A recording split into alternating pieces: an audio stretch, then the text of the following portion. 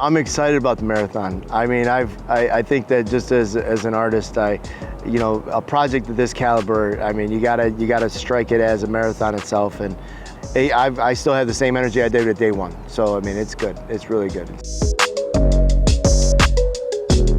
What we're doing right now is that, well, first we got the radius mapped out, like the really big circles. So, and then yesterday we're trying to figure out like the best way to go about getting the sunflower image traced to the wall.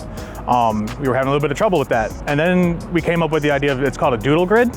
So what you do is we're gonna fill like inside the circular space with all these like random little doodles and stuff.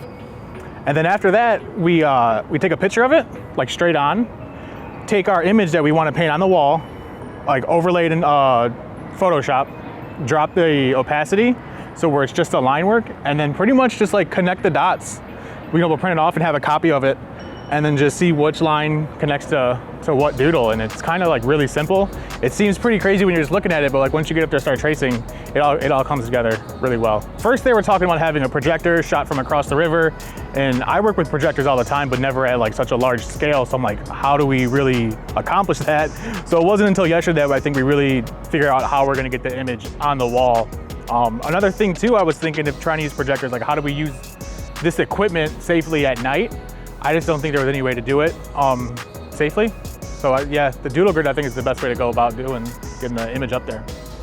For a project like this, dealing with something that's so concave, that's out of the shape of the flat, what this does is it gives us that true accuracy that we're trying to accomplish. By creating the sunflowers at this, we're gonna have them in a quarter of the time that we normally would, and then on top of that, we'll be able to start shaping in the camouflage behind that accurately so that we're not wasting paint. Chili's the one that brought this to the table, this technique.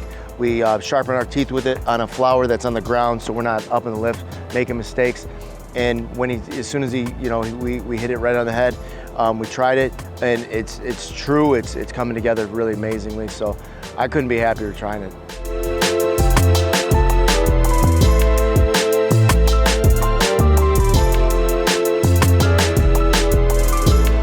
It's becoming quite popular over the past couple years. Different muralists have really started using it.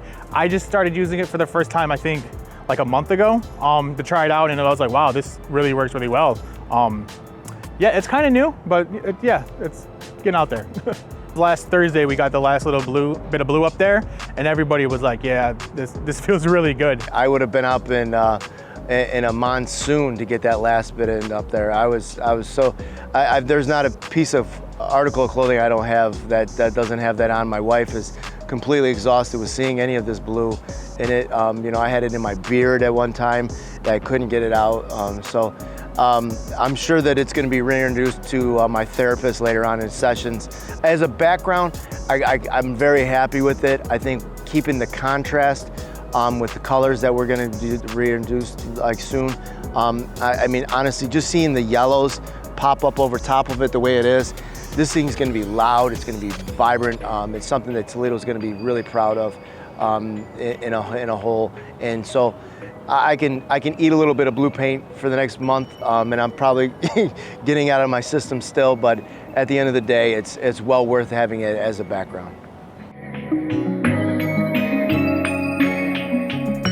Taking shape on these images is truly priceless. We're working with Eric Henn. Henn is an amazing portrait artist at large scale.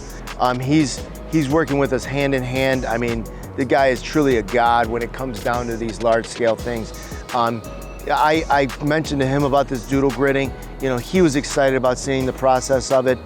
Now that we're kind of like seeing it in action and seeing how promising it is, I mean, it's truly, it's a game changer. It's truly a game changer.